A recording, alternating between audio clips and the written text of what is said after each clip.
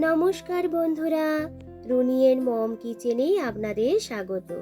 আশা করি সবাই ভালো আছেন। আজ আমি আপনাদের সঙ্গে শেয়ার করব বাঙালি রান্নার অন্যতম জনপ্রিয় পটলের দোলমা রেসিপি।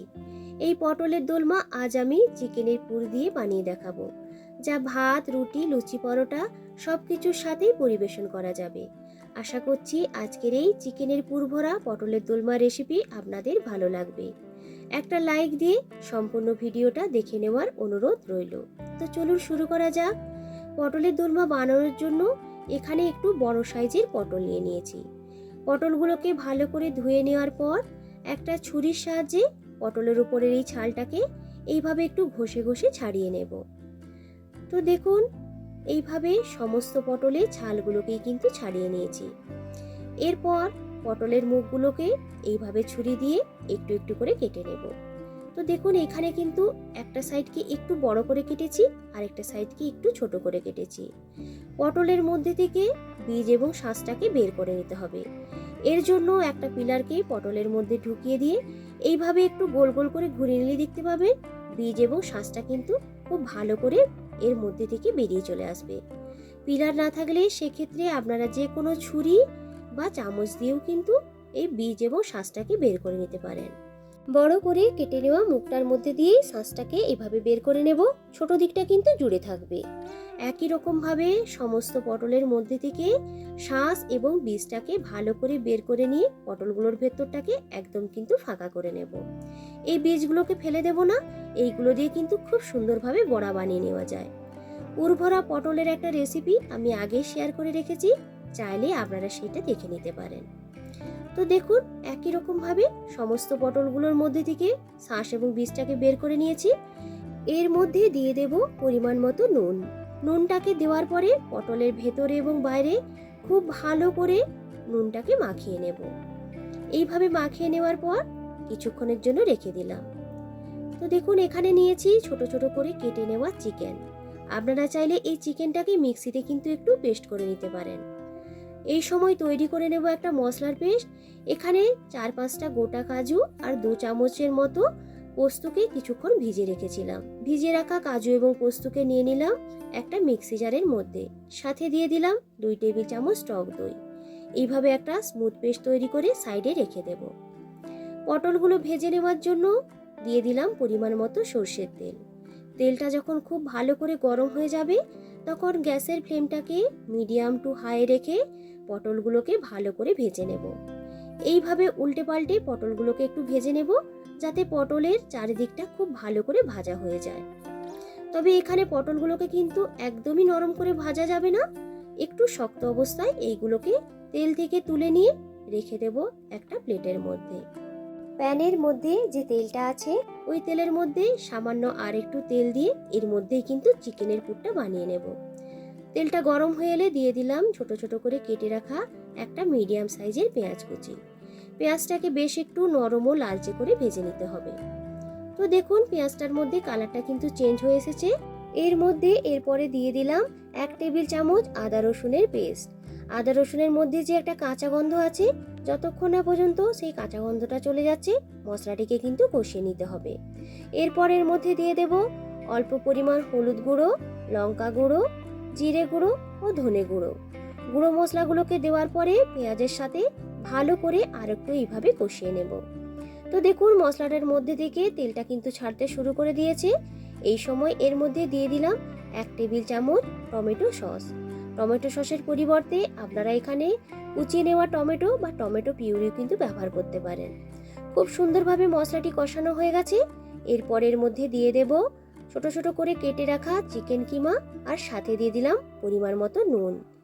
চিকেন কিমাটাকে দেওয়ার পরে খুন্তির সাহায্যে এইভাবে একটু ভেঙে ভেঙে নেবেন, নাহলে এগুলো কিন্তু একসঙ্গে দলা পাকিয়ে যেতে পারে।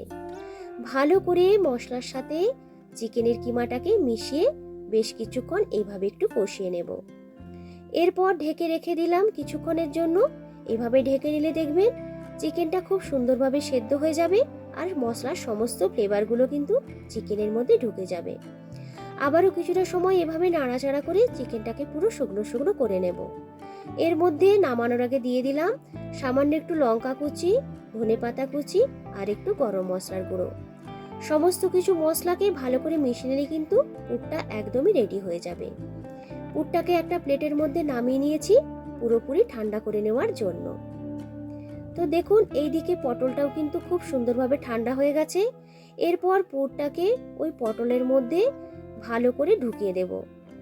একটু আঙুল দিয়ে চেপে চেপে যতটা সম্ভব পুরটাকে এই পটলের মধ্যে ঢুকিয়ে দিতে হবে। তবে খুব বেশি কিন্তু একদম মুখ ভর্তি করে পটলটার মধ্যে পুরটা দেবেন না, তাহলে গ্রেভির মধ্যে ফোটার সময় এই পুরটা কিন্তু বাইরে বেরিয়ে চলে আসতে পারে। তাই একটু ফাঁকা রেখেই কিন্তু পুরটাকে আপনারা দেবেন। একই রকমভাবে সমস্ত পটলের মধ্যে এইভাবে পুরটাকে ঢুকে নিয়েছি। তো দেখুন মুখগুলোকে কিন্তু আমি একটু ফাঁকা ফাঁকা রেখেই পুরটাকে ঢুকিয়েছি। গ্রেভিটা বানিয়ে নেওয়ার জন্য প্যানের মধ্যে নিয়ে নিলাম পরিমাণ মতো সর্ষের তেল। তেলটা একটু গরম হয়ে এলে ফোড়নে দিয়ে দিলাম গোটা জিরে, শুকনো লঙ্কা ও গোটা গরম মশলা। গরম মশলার মধ্যে নিয়েছি 2টো এলাচ, 2টো দারুচিনি আর 2টো লবঙ্গ। কয়েক সেকেন্ডের মতো সমস্ত কিছুকে ভেজে নেওয়ার পর এর মধ্যে দিয়ে দেব একটি বড় সাইজের পেস্ট করে রাখা পেঁয়াজ।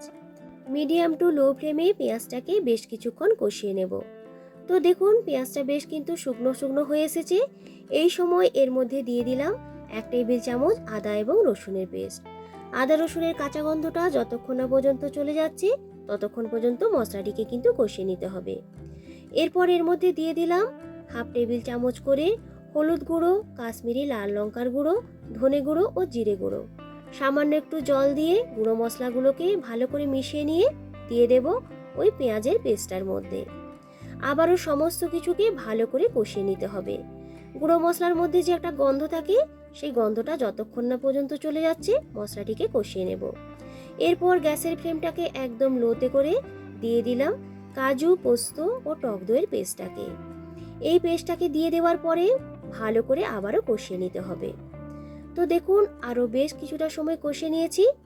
এই মশলার মধ্যে এরপরে দিয়ে দেব পরিমাণ মতো নুন আর সামান্য একটু চিনি। চিনিটা আপনারা চাইলে স্কিপ করতে পারেন, তবে এই চিনিটা দিলে গ্রেভিটা কিন্তু মিষ্টি হবে না, তবে গ্রেভির টেস্টটা কিন্তু অনেকটাই ভালো আসবে। তো দেখুন খুব সুন্দরভাবে মশলাটিকে কষে নিয়েছি, চারিদিক থেকে তেলটা ছাড়তেও শুরু করে দিয়েছি। এই সময় এর মধ্যে দিয়ে দিলাম পরিমাণ মতো ঈষৎ উষ্ণ গরম জল। গ্রেভিটা আপনারা কতটা রাখবেন তার উপর নির্ভর করেই কিন্তু জলটা দেবেন। গ্রেভিটা খুব বেশি ঘন বলে মনে হয়েছিল, তাই আরও একটু জল গ্রেভিটার মধ্যে দিয়ে ভালো করে গ্রেভিটাকে একটু ফুটিয়ে নেব। তো দেখুন গ্রেভিটা কিন্তু খুব ভালো করে ফুটে উঠেছে। ভালো করে গ্রেভিটাকে একটু মিশিয়ে নেওয়ার পর এর মধ্যে এক এক করে দিয়ে দিলাম পুর ভরে রাখা পটলগুলোকে। আমার চ্যানেলে নতুন বন্ধু হয়ে থাকলে অনুরোধ রইল চ্যানেলটিকে সাবস্ক্রাইব করে সাথে থাকার জন্য, আর পাশে থাকা বেল আইকনটি অবশ্যই কিন্তু প্রেস করে রাখবেন।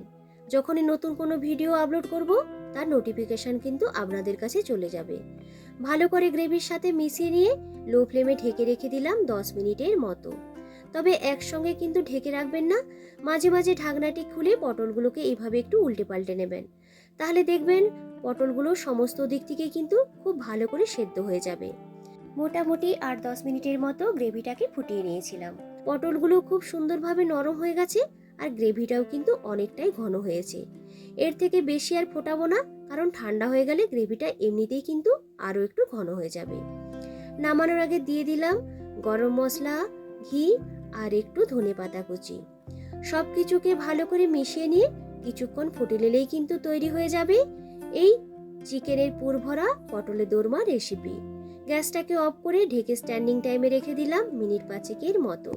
চিকেনের পুর ভরা পটলের দোরমার এই রেসিপিটা আপনারা ভাত, রুটি, লুচি, পরোটা সবকিছুর সাথেই পরিবেশন করতে পারেন।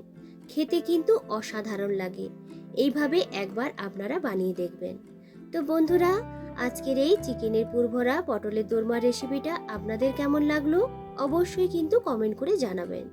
যদি রেসিপিটা ভালো লেগে থাকে একটা লাইক ও শেয়ার করার অনুরোধ রইল। পুরনো বন্ধুদেরকে ধন্যবাদ জানিয়ে আবারও হাজির হব নতুন কোনো দিন নতুন কোনো ভিডিও নিয়ে। আজকের মতো টাটা।